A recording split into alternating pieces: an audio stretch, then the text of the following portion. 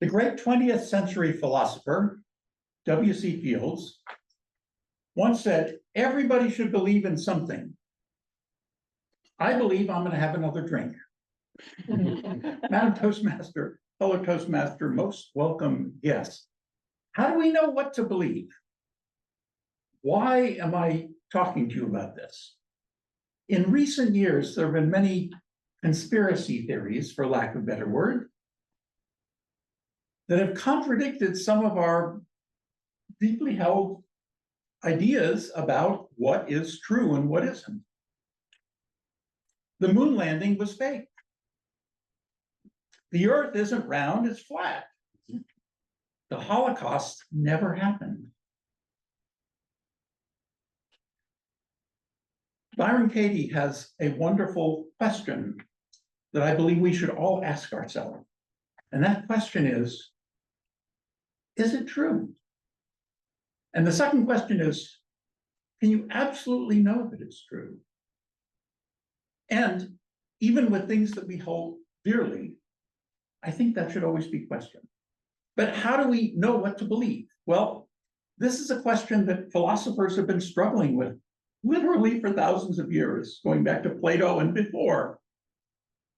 And unfortunately, in the particular class in my philosophy class, when I was taking it, I had the ineffable joy, probably of celebrating National Weed Day. I don't really remember. But there's a word that describes that, and that word is epistemology. And those of you who are online can see it in the link, and those of you in the room can see the definition, which is, how do we know what is true? How do we know what knowledge is? And because I happened to play hooky on that particular day, and because I don't have time in a 5 to 7 minute speech to go through the whole thing, I'm going to talk about 3 ways that we believe what we believe. And those are direct observation, testimonials, and deduction.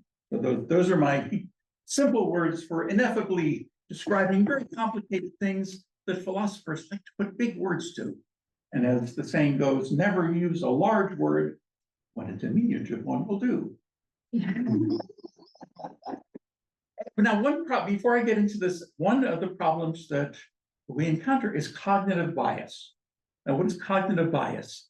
That is holding on to your belief in the face of evidence against it.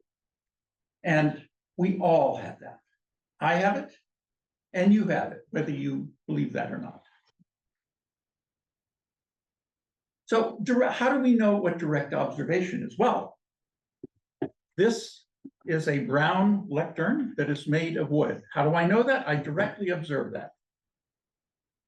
We are sitting here in the room 389 of Glasgow Hall. How do I know that? Because I am sitting in that room and I see all of you here. That is direct observation. But is that really? Now, how do I know that the moon landing wasn't fake? I saw it. I'm dating myself. I saw it live on TV. So that's direct observation. But is it? Now, turn your paper over and take a look at, there's a square with lots of little black and white squares on it. Do you see those lines running parallel? Those are parallel lines. Did they look parallel to you? Look at the other one on the other side. You see those spiral circles? Guess what? They're not spirals, they're concentric circles. So are you going to believe your lying eyes, or are you going to believe me? So direct observation can be a little bit of a problem. I said I saw the moon landing on TV. Did I see it directly? I wasn't on the moon. Could it have been a video? Maybe. That's what they're saying. So direct observation has its problems. The next one is testimonial. What is testimonial?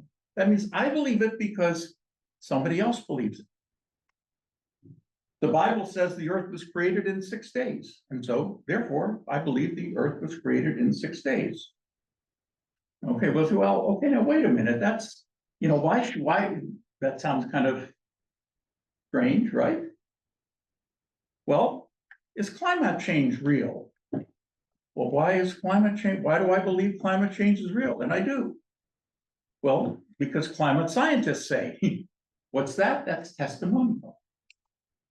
What's the difference? Maybe not much. And finally, there's deduction. What is deduction? That is taking things that you know and getting implied consequences of that. Now, in a philosophy class that I did attend, they talked about truth tables. Remember truth tables, where if you start with a true proposition, then you can only conclude true conclusions with the correct logic. And if you start with a false proposition, then you can prove anything. In fact, the philosopher Bertrand Russell was once lecturing on this. Somebody raised their hand and says, Professor Russell, if 1 + 1 is 3, can you prove that you're the Pope? Without missing a beat, he said, well, okay, if 1 + 1 is 3, subtract 1 from both sides.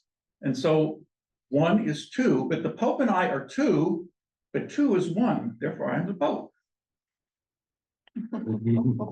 So from a false proposition, you can kind of prove anything, but proof by contradiction is that if you start with a proposition and come up with something that's false, then you know that the presumption was not true. So why do I believe that the Earth is a globe and not flat? Well, let's suppose that it is flat. What would be the natural consequences of that? Well, one consequence is the moon landing had to have been fake, because in the evidence from the moon shots, it was clear that there was a globe. All of the NASA evidence would also have to be faked, and everything that we see is CGI. These are arguments that are actually made. And could that be true? It could. And what would it require? It would require literally hundreds of thousands of people being onto this lie, including people who might have a reason not to believe it. So is that a reasonable sort of thing? In my view, it isn't. But what I hope you take away from this is, one, question everything. Back when my philosophy professor said, question everything, I said, why? But wonder why, if you take a belief, that why do I really believe it? Is it true? And I absolutely know it is true. Madam Toastmaster.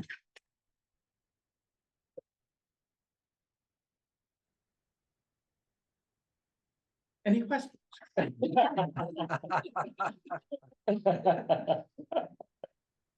I see a question. Oh, Tatiana. A question from a area.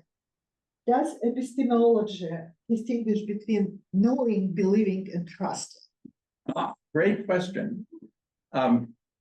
Epistemology is about knowledge rather than belief.